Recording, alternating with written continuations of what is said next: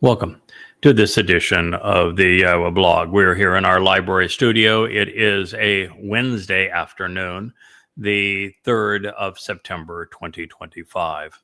And we're going to continue with our series, affectionately known as the AntiChrist. I always have to preface that by saying there actually was no Christ.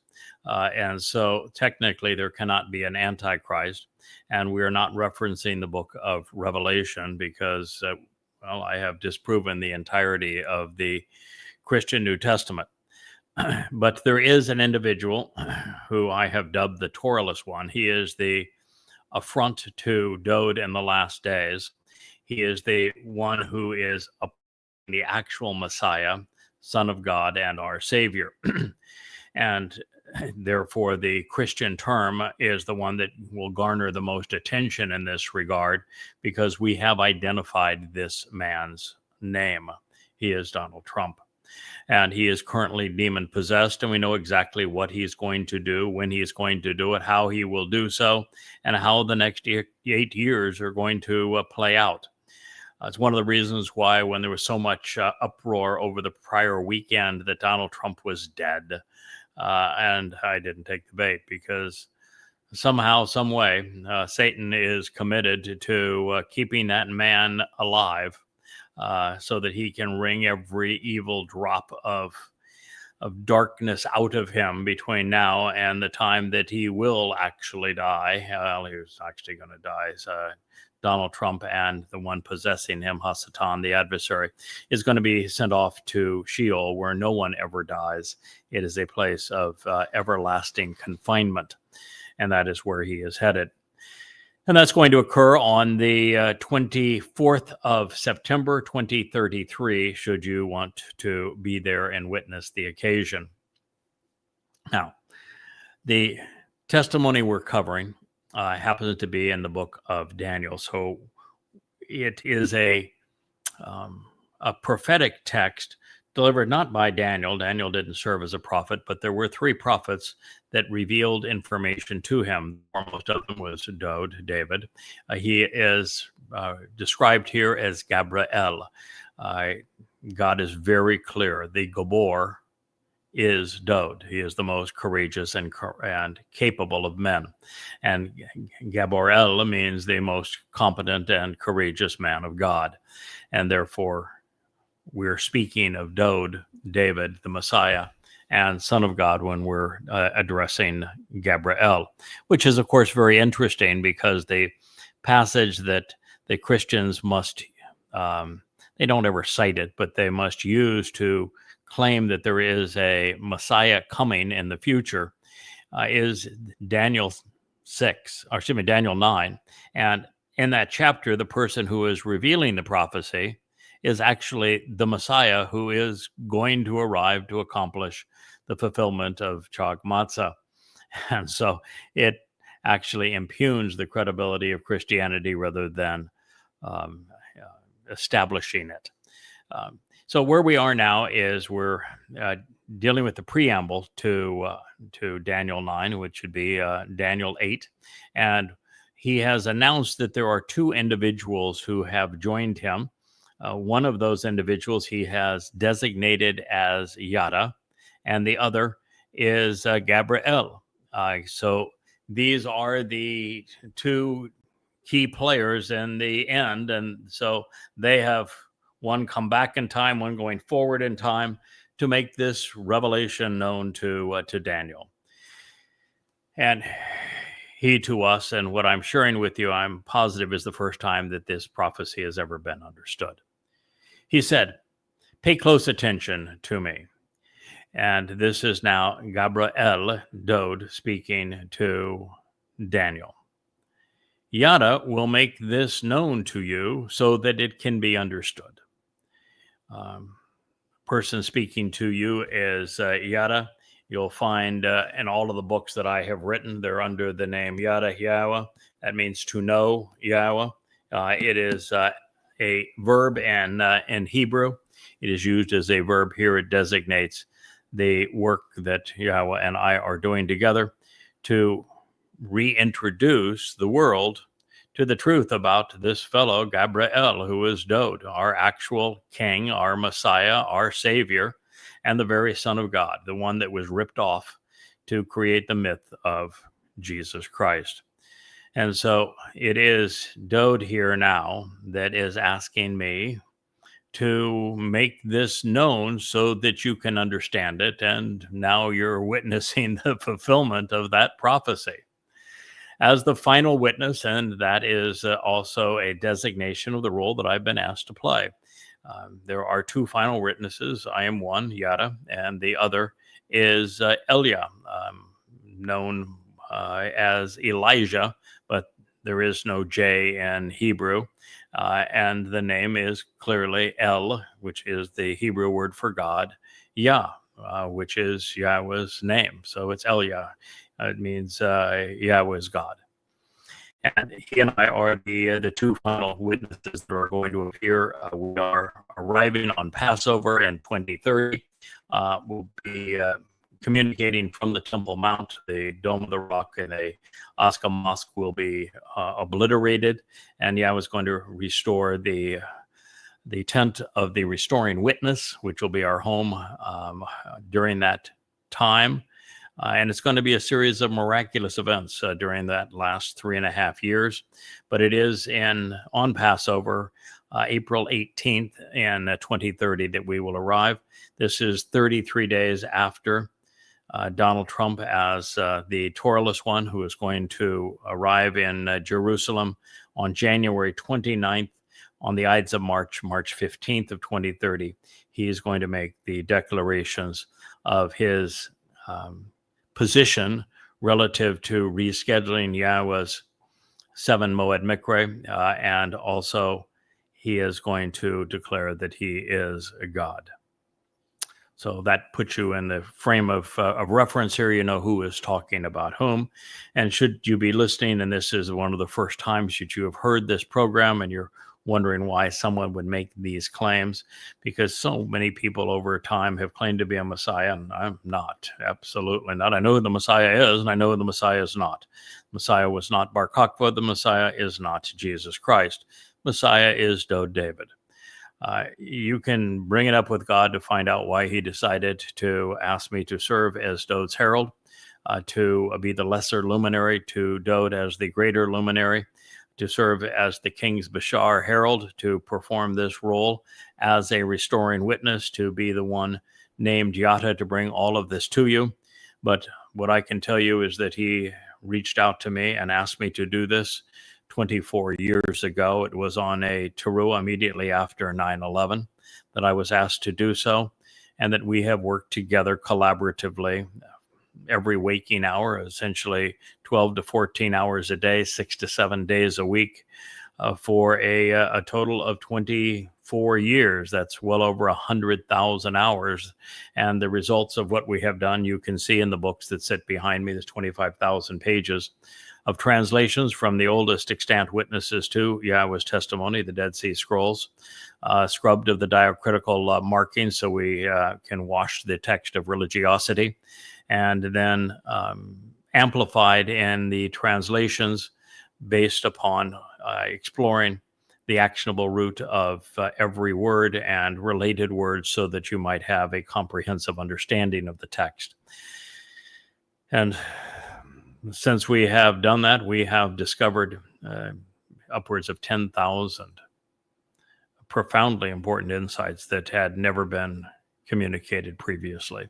So we have quite a credential that proves our authorization to do this very thing. And Yahweh has been very keen on pronouncing his authorization for our work together.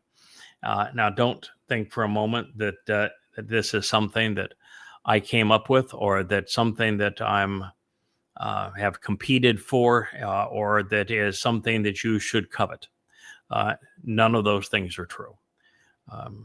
I was delighted to work anonymously, which I did for the first 10 years of this endeavor, until it became impossible to do so because Yahweh made it impossible to do so.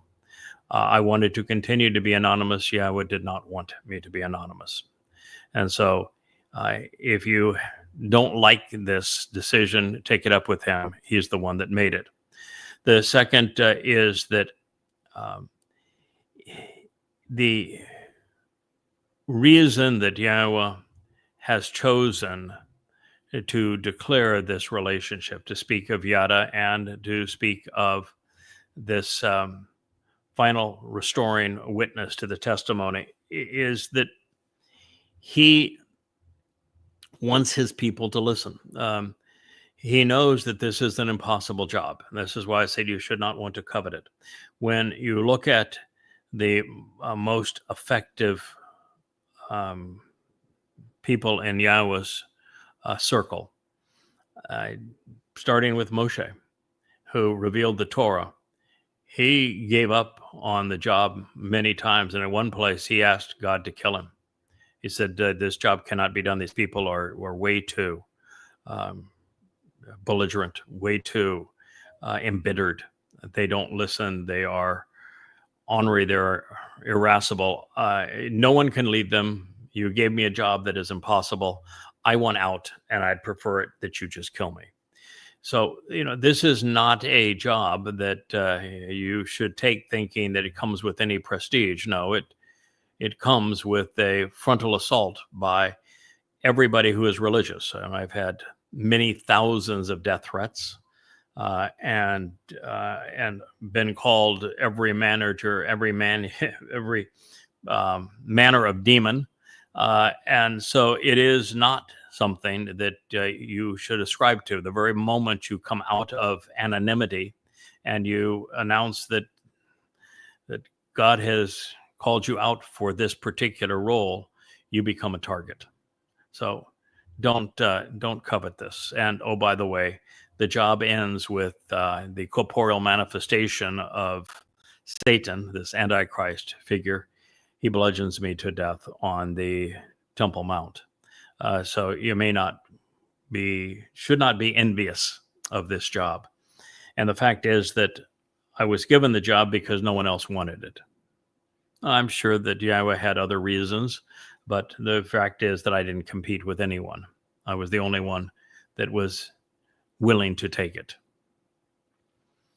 All right, so as the final witness to the internal testimony regarding the restoring appointments of the Moed, he will literally and without hesitation or interruption convey the way to receive the benefits of the relationship in the distant future during the last days on behalf of the indignant remnant.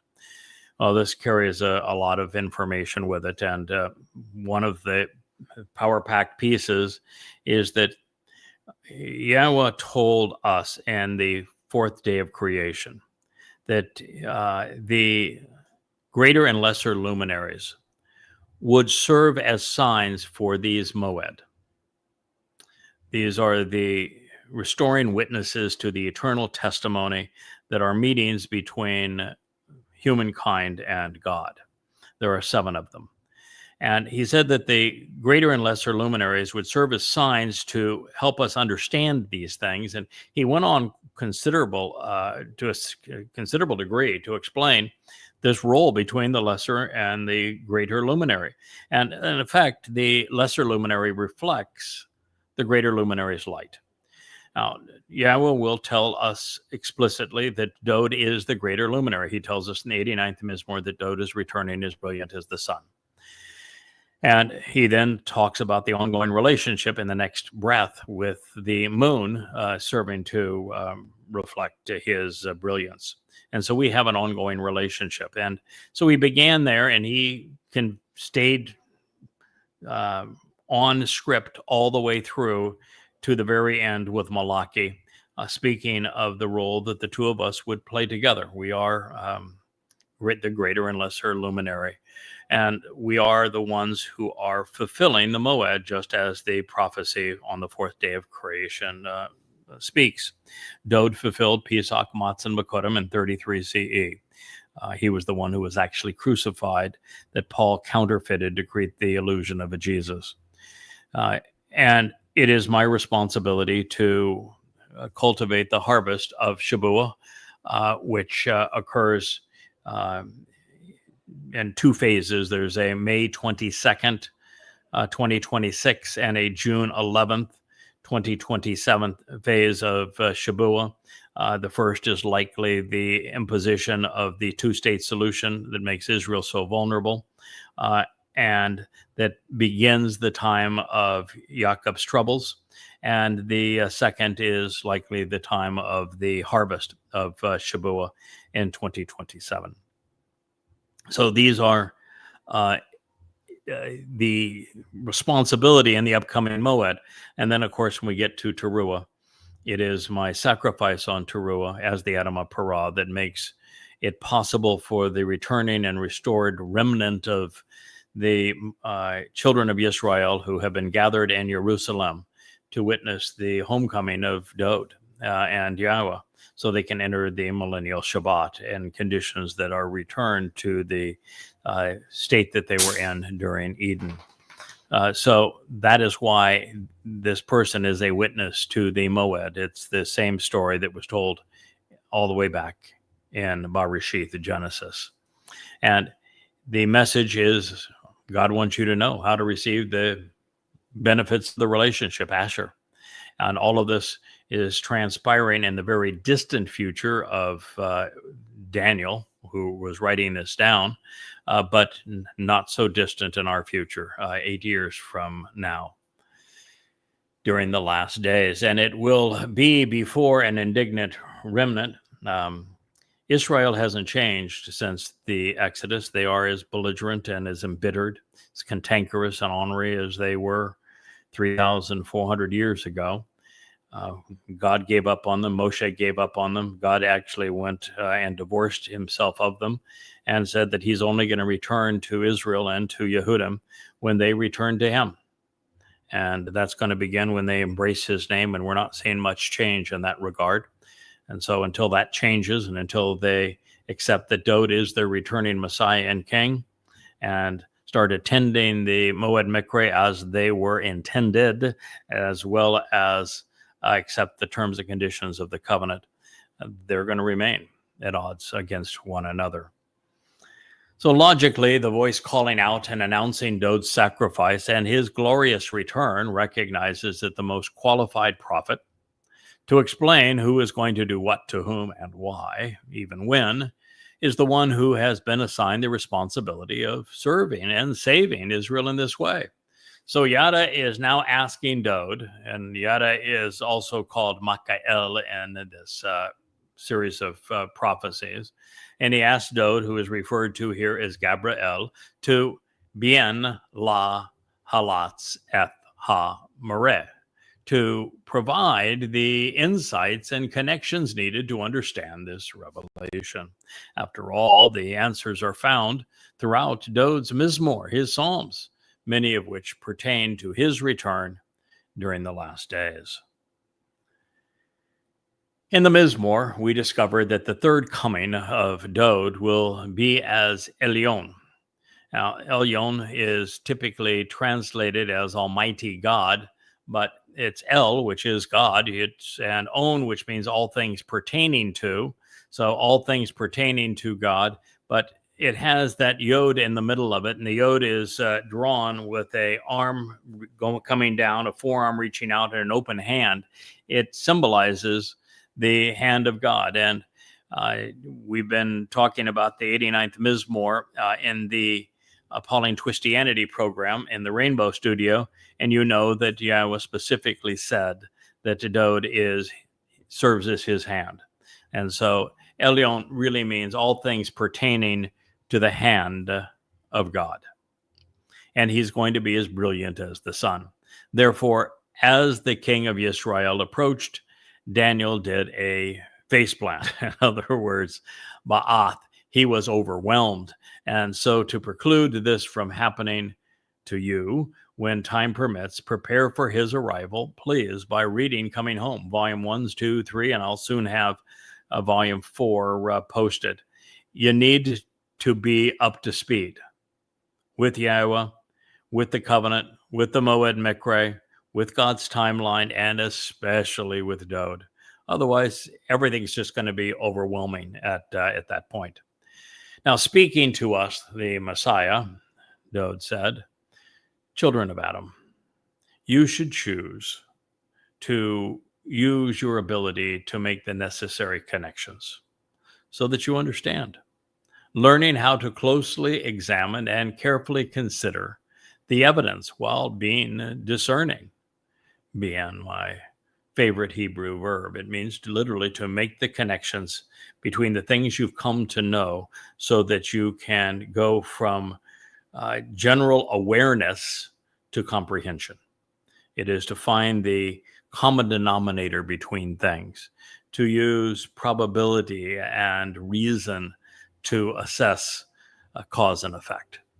So nothing really is more enriching, nothing is more empowering, more enlightening. Knowledge to know, to Yada, is infinitely superior to faith. That's why when somebody says, what do you believe? I don't believe anything. I either know or I don't know. And knowing is infinitely superior to believing. But understanding is infinitely superior to knowing. Bien is the essence of understanding. So our shepherd reminds us that this prophetic revelation for the end of time is for our time, and it was not for Daniel's time, which may be why he fell asleep in the middle of Dode's declaration. It was not for him to know, but it is for us, which is why this is the first accurate explanation of Daniel ever presented. Then he said, pay close attention to me and behold who I am.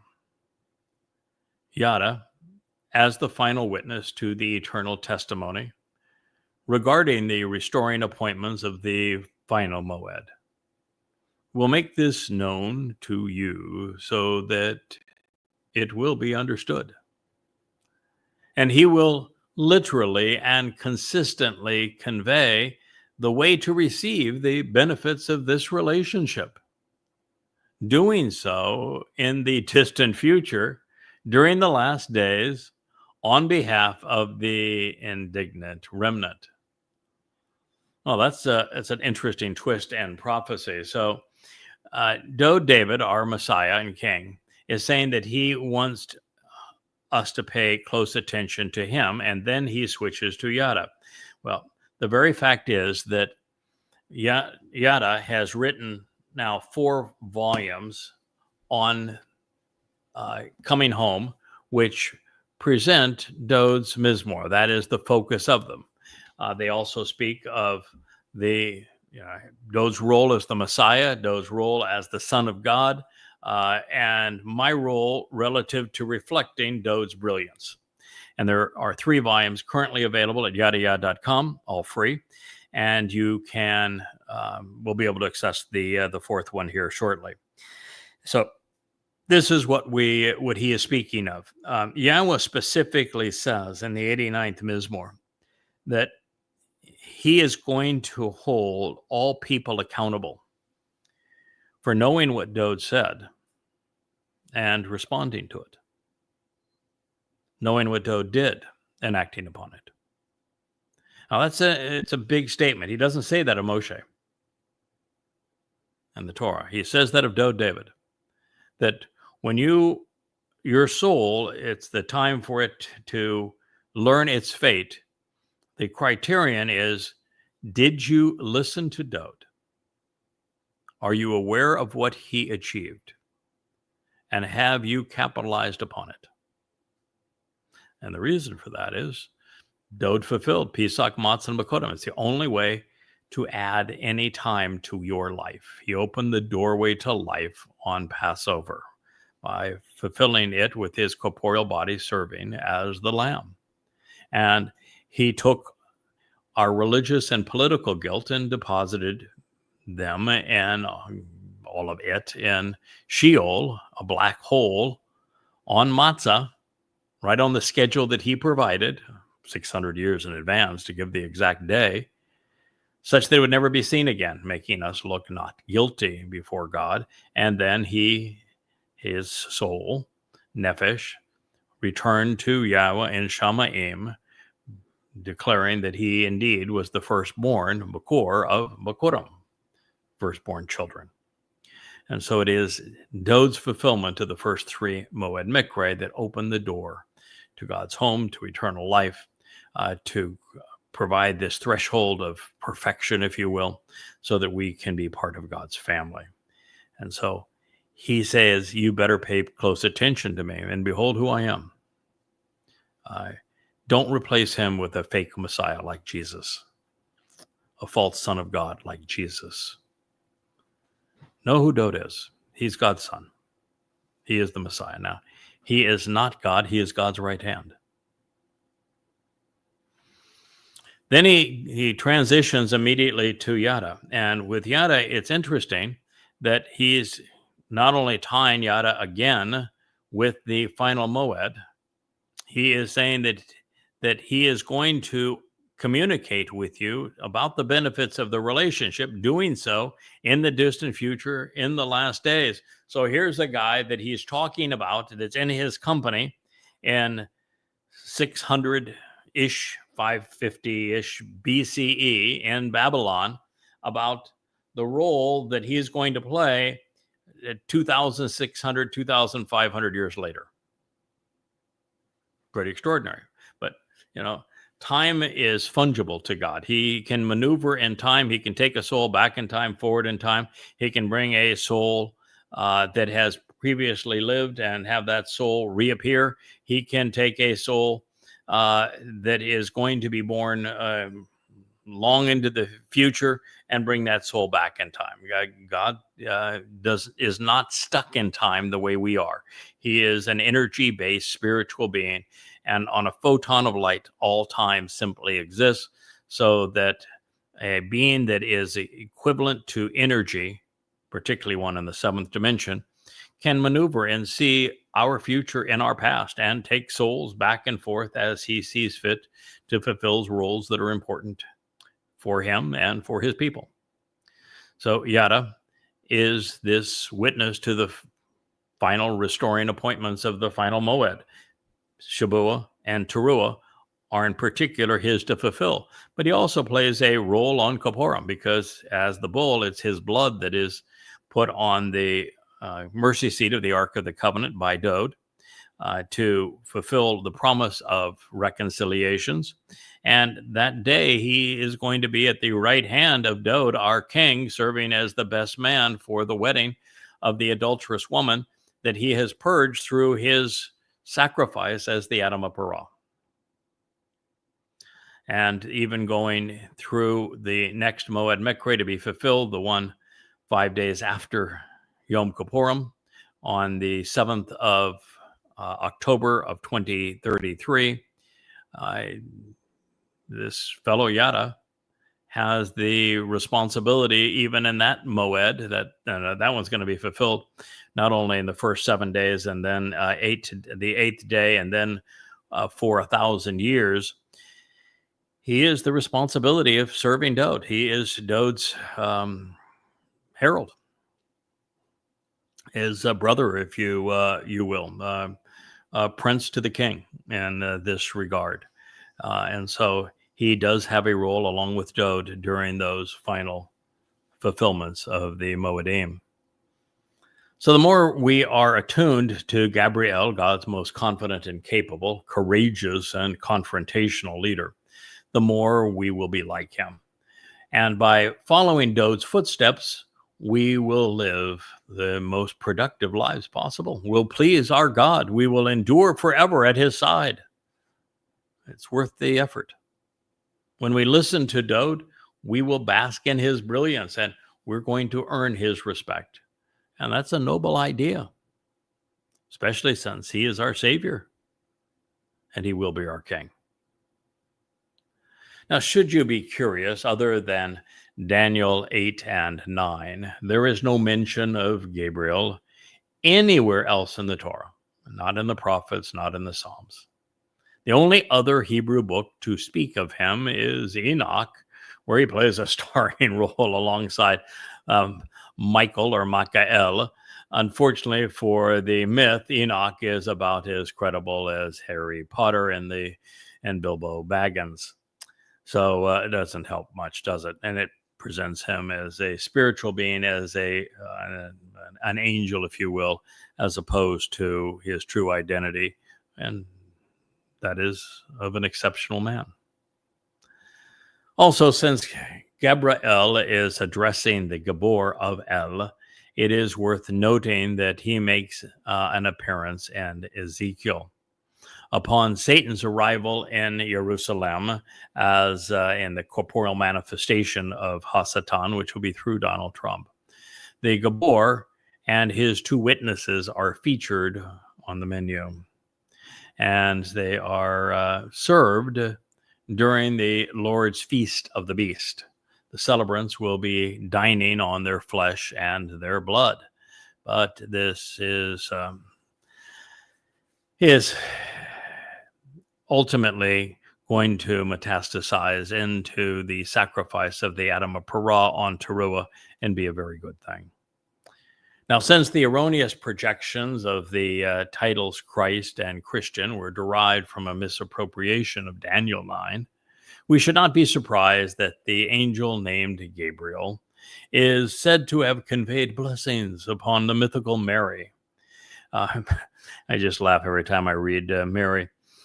Christians want Mary to be the mother of Jesus.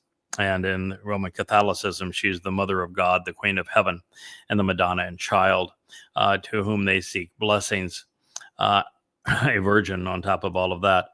The fact of the matter is that Mary is from Miriam, and it is the worst possible name for a woman. It means to be embittered, to betray, to be obnoxious. The person named Miriam was Moshe's sister. And she is famous for having come to Moshe, beginning by besmirching his wife, which was just reprehensible. And then she said that she too spoke for God. And this is like Roman Catholics ascribing mythical Mary with special powers so that she can speak for the souls of people dead and alive. Well, she claimed the same thing, and God responded. And God was so angry at what she said, her claim, that God struck her with leprosy and said, it's as if your father spit in your face. And then he separated her from the community. And then he chastised her for her claim. And then he corrected her and said, no, if you're speaking for me, you know it because I've said it. And I proved it. And then on top of all of that, in the last mention of Miriam, we're told in Debadim that she is the exemplar of being divorced and therefore eternally separated from God. So there is no name they could have picked that would have been worse than Mary. And by the way, the whole myth of Mary is based upon Asherah and Astarte, the basis of Easter from Babylon. She is the Queen of Heaven and the Mother of God that Yahowah besmirches throughout the Torah and prophets.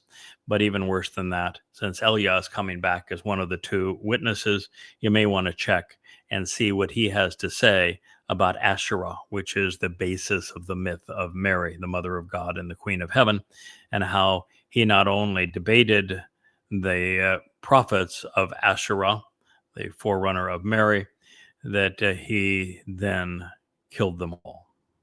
So, if you're expecting Eliah to come back, Elijah, as your great witness, it's just like Jews, you're going to be really, really disappointed because the first thing he's going to do is condemn everyone who is religious. So anyway, this fanciful notion of Mary and blessings that were bequeathed by an angelic version of Gabriel is responsible for the fables of the virgin birth, of a baby God being born, of Christmas, of visiting wise men from Babylon. and devotion to the Mother God and the Queen of Heaven. We had a breakaway cult that is a Mother Goddess cult, and they're still fixated on speaking for Mommy Dearest. It is a age-old ploy because women are particularly drawn to this notion of a woman speaking for them, a woman protecting them, a woman caring for them. And so you've never had a major religion that has managed to prevail with a large group of people unless it has some feminine aspect of a mother goddess. And Asherah, Astarte, is that woman, and it is Mary that made Christianity palpable and possible in terms of its broad dissemination.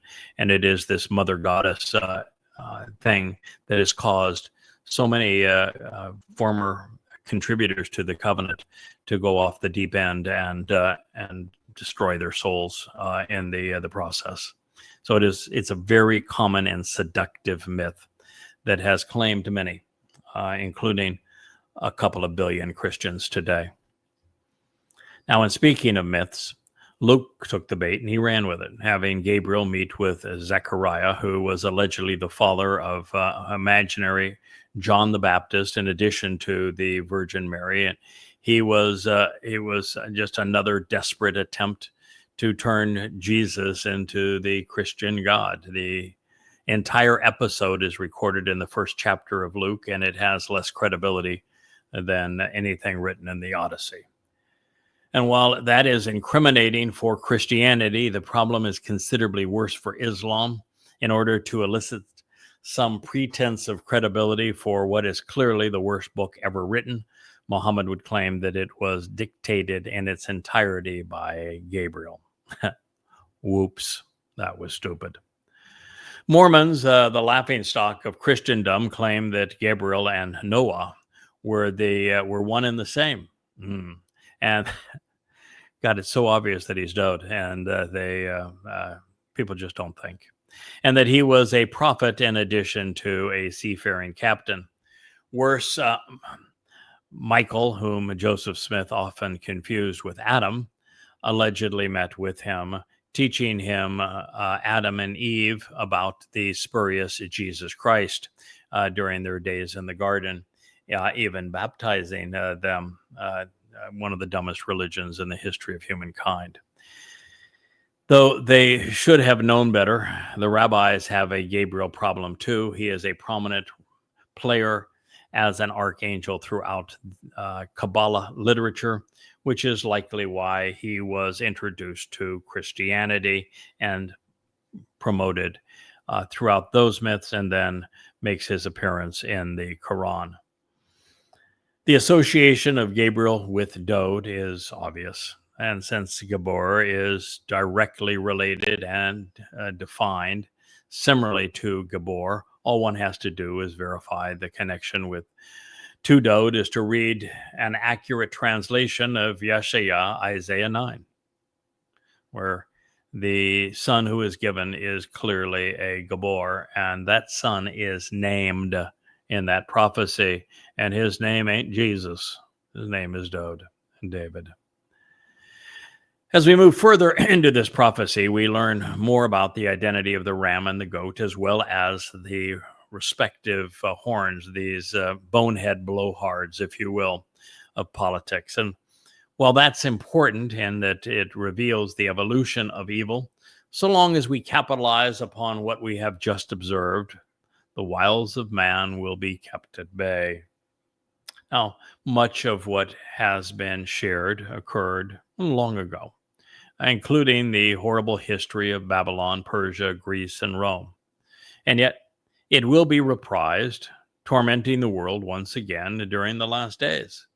And that makes everything we have learned about these beasts relevant. The story is poised to repeat itself. It is no doubt why Donald Dumpster was told to declare his supposed divinity on the, or will be anyway, on the Ides of March, to tie in his claims with the claims of Julius Caesar from long ago. Ides of March 15th is not only the most pivotal date in Roman mythology, and all tied to Bacchus, who is Dionysus, and Astarte, and the mother goddess cult that became Easter week, but also to the transition from the Republic of Rome to Imperial Rome and to the death of Rome. And of course, the next emperor would claim to be a god. So with an eye to the past, to envision our future, we read the following, and this is now from Daniel 8:20. The ram, this leader of the flock, this dominant ruler from El, male lamb, upright pillar, doorpost, and leader, even formidable tree, which you saw acting like a lord while possessing the two horns, are the kings of Media, and Paras, Persia. Daniel 8:20. So before we reflect on the Median and Persian history, keep in mind that this prophecy was witnessed by Daniel in 553 BCE, and he saw it in Babylon. The Assyrians had been conquered by his captors 57 years prior to this date, which is why that former superpower was not included in this prophecy, because that would have been history. Now, as for the Medes, their kingdom was born out of the Assyrian defeat. And at this time, they were still a formidable influence within the region. However, within 5 years, Persia would conquer Media, and within 16 years, they would control Babylon. After the fall of the Assyrian Empire between 616 and 609 BCE, the first Median state was formed. Along with Babylonia and Lydia, Media briefly became a power broker within the confines of Mesopotamia, the two rivers, the Tigris and Euphrates. It grew by annexing considerable territory, much of it coming as a result of the capture of Nineveh, which was the capital of Assyria. As is often the case, Media couldn't handle prosperity. The kingdom was conquered in 550 BCE by Cyrus, who we know as the Great, establishing the Persian Achaemenid Empire. Interesting, however, during their brief flirtation with fame and fortune, the Medes, like the Roman legions nearly a millennium later, marched to the tune of Mithras. And Mithras was the unconquerable sun. The Mithridian religion has a huge influence in Christianity, and was the religion of Constantine even to his death. It is the sun god religion that gives so much breadth to Christian traditions.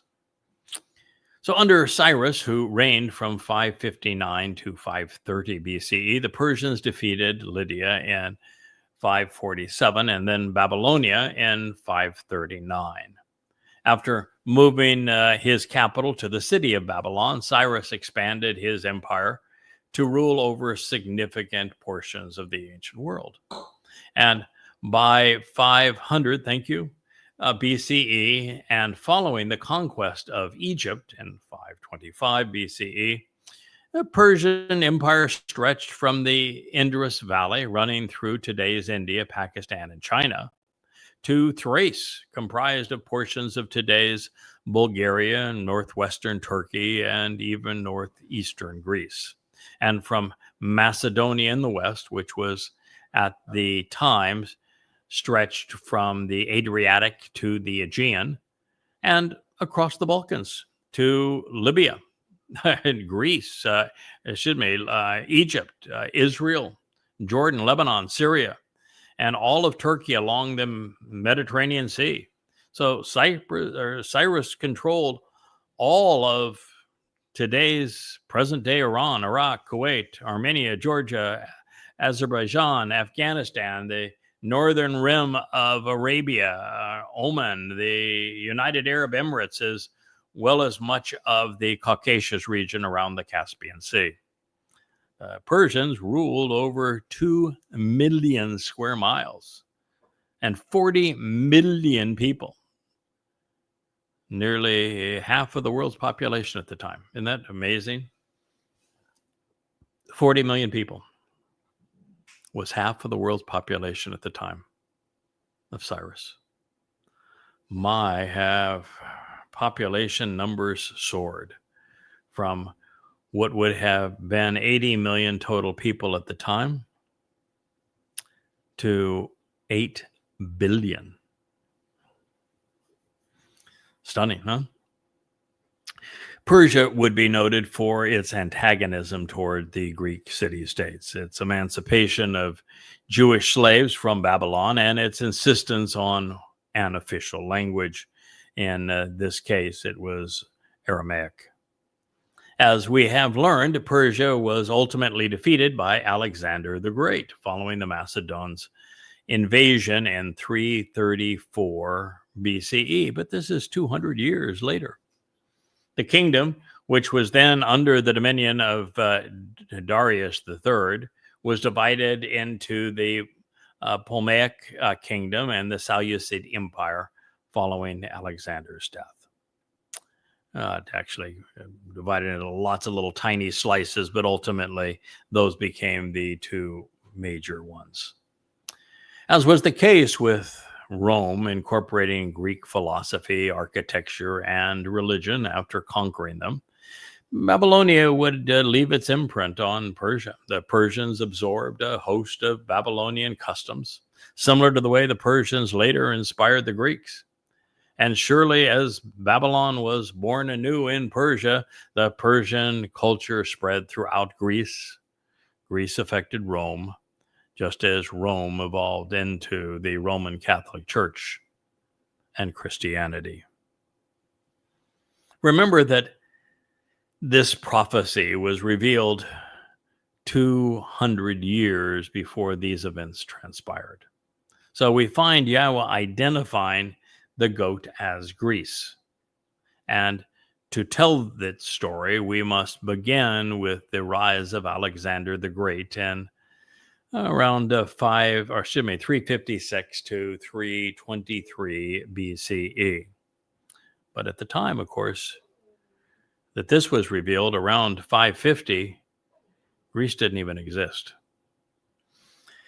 And the young and independent crowned goat, the shaggy-haired, tempestuous, and devilish male, is the king of Ionian Greece. Ioan means to imbibe wine. It is transliterated as Ionian and thus as Greece. The Ionian was the primary name for Greece for many, many centuries. And of course, they were most famous for imbibing on wine. They made a living transporting, selling, growing, and drinking wine. The Assyrians referred to the Greeks as Ioannou, from which we get Ionians. Similarly, the Egyptians called Greece Yaoni. Greece was known to the Greeks as Ion. And so this is the name that they all used. Ion is very similar to the pronunciation that we were just given in the book of Daniel. Javan, is also the grandson of Noah, through Yephesh, and as such, he is initially listed in Bereshith, Genesis 10:2. He is presented among some of the rather tawdry characters, including Gomer, Magog, Madai, Tubal, Meshach, and Tiras. These are characters that are then used to convey some of the false prophecy in the book of Ezekiel. There is no Magog, there is no Gog, there is no really Meshach and Tubal in that sense. There will not be a war of Armageddon. There will not be a Magog war. All of it is nonsense, as is the Valley of the Dry Bones. Ezekiel said many things that have considerable merit because he spoke for Satan, and he lays out Satan's desires. And it is by reading that book that you come to know the adversary exceedingly well and what he intends to do in the last days. He's the one who reveals that the real estate magnate that will be the one who measures out and gloats over the construction of a monstrous building, a monstrosity, if you will, that will be larger than the Temple Mount, larger than all of Jerusalem, that he'll have naming rights to, that this builder, this man who is known for his construction projects, he said, would be copper colored. And of course, he is speaking of Donald Trump. So there are lots of insights that are worth knowing. So Yoanna is also associated with Greece and Yeshaya, Isaiah 66:19. At the conclusion of the final chapter of the great prophet, Yahweh says that it is among the defiant nations which have remained unaware of his name and renown. And so history will end poorly for the Christians in Greece. And this makes total sense because Greece remains a most Christian of nations, and therefore they are anti-Semitic. The Christian New Testament demonizes Jews, and they are one of the nations leading the largest protests in favor of annihilating Israel by Free Palestine. So this is not a country that's going to fare well in the next 8 years. In Zechariah 9, Yahweh is shown in direct opposition to Yoan, Greece. In context, the arrogant bastard children parade around as if they were Palestinians, try to rob Jews of their inheritance, and they're going to be uprooted. This bloody abomination will be removed so that Yahweh can camp out with his son Dod in their home. And yes, descendants of Zion and Jerusalem, rejoice, because your oppression and your oppressors are gone, and your rightful king is returning as your savior. And at this time, Yehudah and Ephraim will rise up against the descendants of Yoan, Greece, and they will defeat them with the sword of the Gibor, the mighty man that is Dod. The ultimate demise of Greece is important to Yahweh because of the role the Greeks within Roman Byzantium played in the transition from the most tyrannical and destructive empire to the most anti-Semitic and damning religion. It is comprised and reprised for replacement theology, if you will. There are very few things that are as hostile to Jews and to God's people than the rise of the Byzantines and of the Eastern Roman Empire, of Constantine, of Theodosius, and the caste system they imposed, with Jews being at the bottom of that caste, worse than slaves.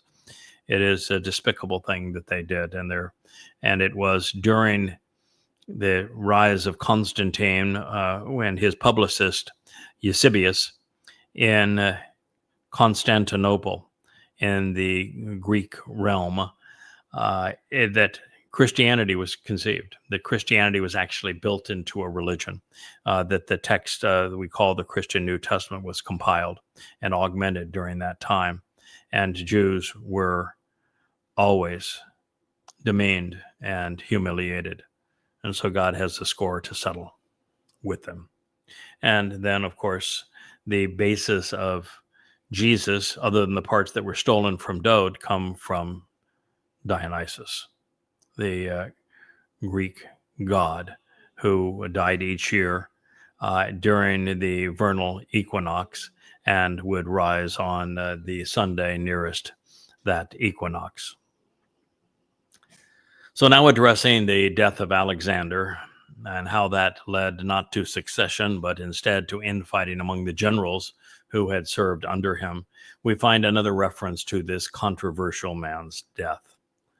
It reads, "The great horn, which is positioned between its eyes, was the initial and foremost." Let me begin that again. "The great horn, which is positioned between its eyes, was the initial and foremost king, who suffered and died by rupturing of internal membranes." This comes from YAHOWAH, who was afflicted, broken, and shattered, suffering physically while ceasing to exist. The same three letters can be vocalized shaber, which means crippling injury, which destroys human tissues, creating fissures by fracturing and disfiguring and breaking them apart. I'll explain why that's important in a moment. "And then 4 arose and appointed themselves in his place. 4 empires will be appointed from this Goy, but not with his authorization or power." Daniel 8:22. Boy, that is very, very specific. And it is exactly what would happen 200 years after this was revealed. And right down to the subtle details which describe the cause of Alexander's death, or the fact that there were 4 generals who were all afforded fiefdoms out of Alexander's conquests, but Alexander himself had never authorized any of them. So the empire was divided, and again, without his authorization, into 4 kingdoms. Each was comprised of people from many different races and places, and all were dictatorially ruled by men who had served under this goat. The young man who was educated by Aristotle at 12, who first led troops into battle at 16, who ascended to the throne at 20 after his father's assassination, died in Babylon at 32 years of age, following a drunken stupor. And in the process of conquering Persia, he had forged an empire from the eastern Mediterranean all the way to the border of India. It was the largest in the world. While he never lost a battle, he lost control of himself and his army. They mutinied because they were repulsed that he had adopted Persian customs, just as the prophets had proclaimed. And he was pretending to be a god, and that he held human life in such low regard. And perhaps he lost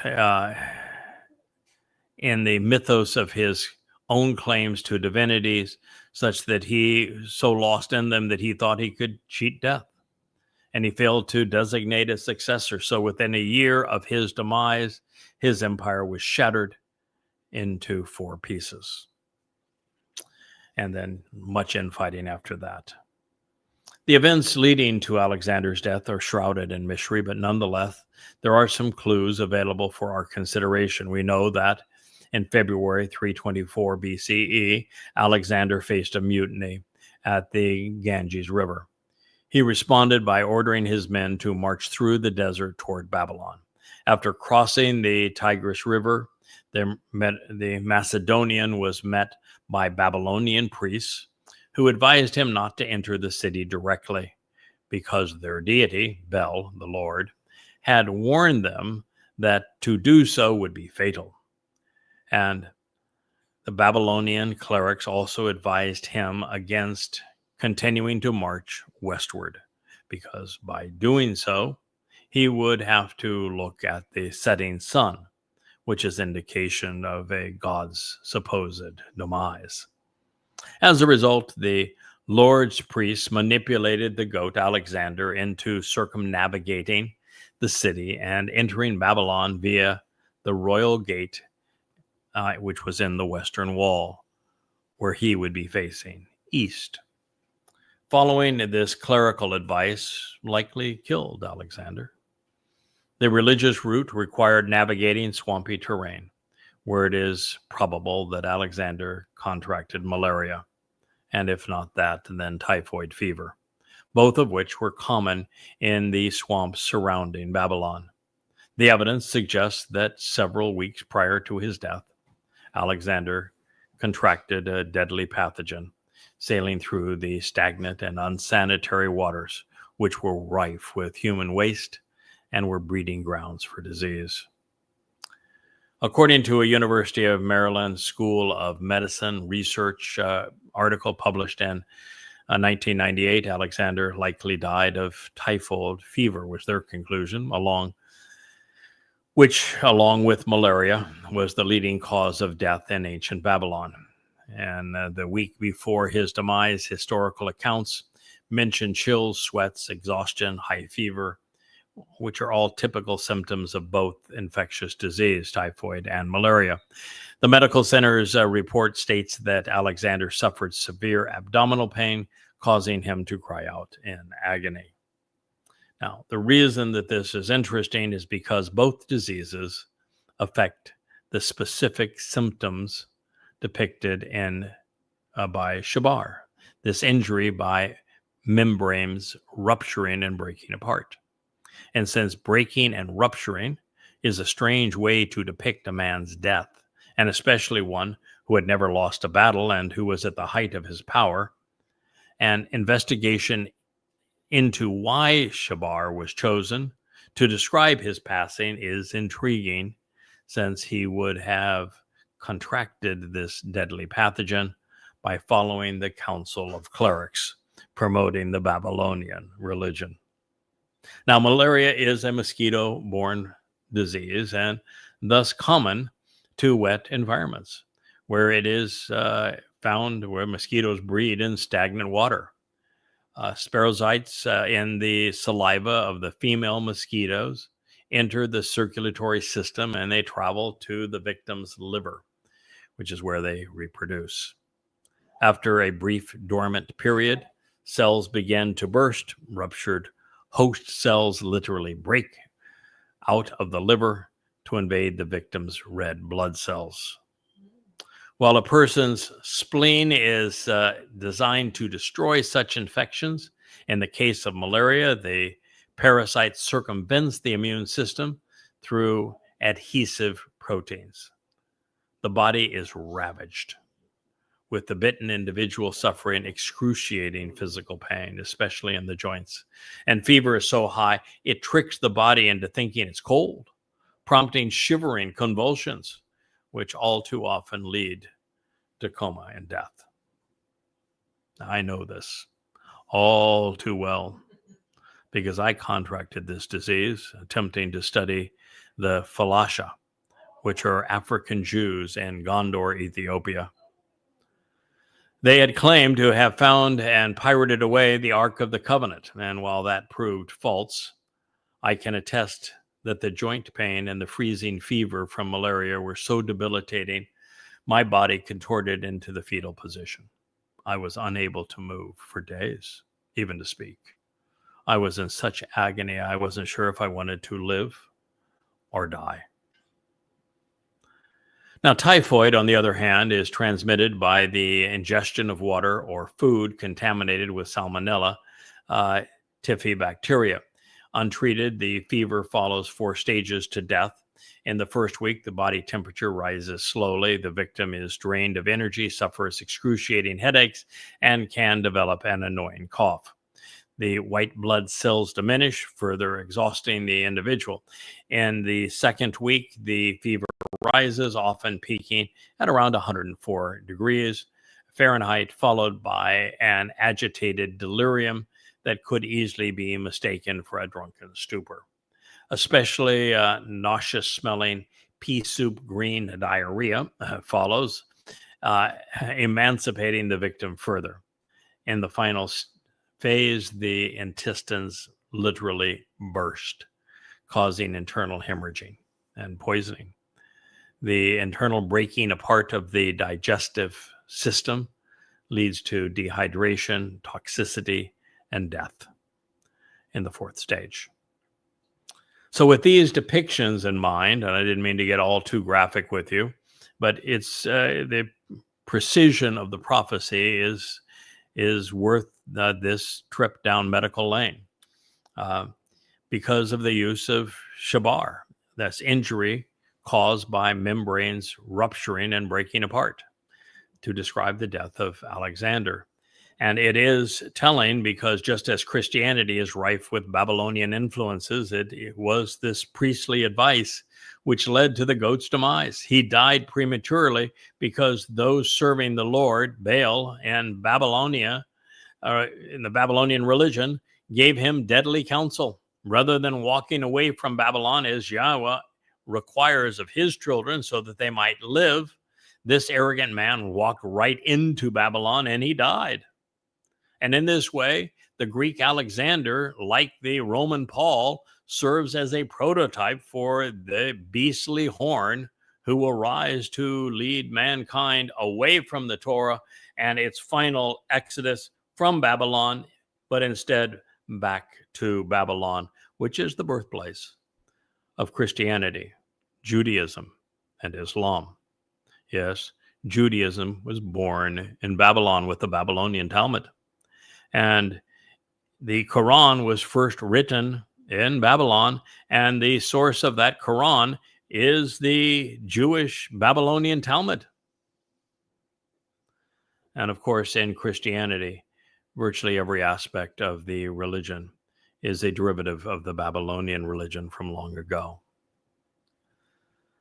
So this axis of evil is advanced in God's next statement. But as we consider what follows, it is important to note that Ba'akareth is most accurately translated as in the end, although it can also be rendered as afterward. The primary connotation would take us to our future with the Christian church falling under the dominion of the Towrahless one.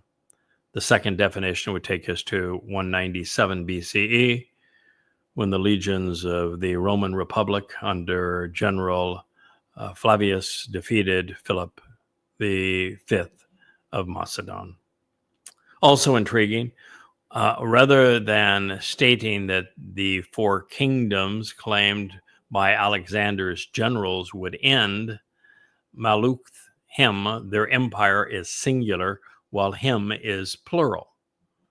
Further, Ha-Pasha, the rebellious and defiant ones, is plural, while the verb Ahmad, he will present himself, was written in the third person masculine singular. The resulting Melech, leader, is also singular.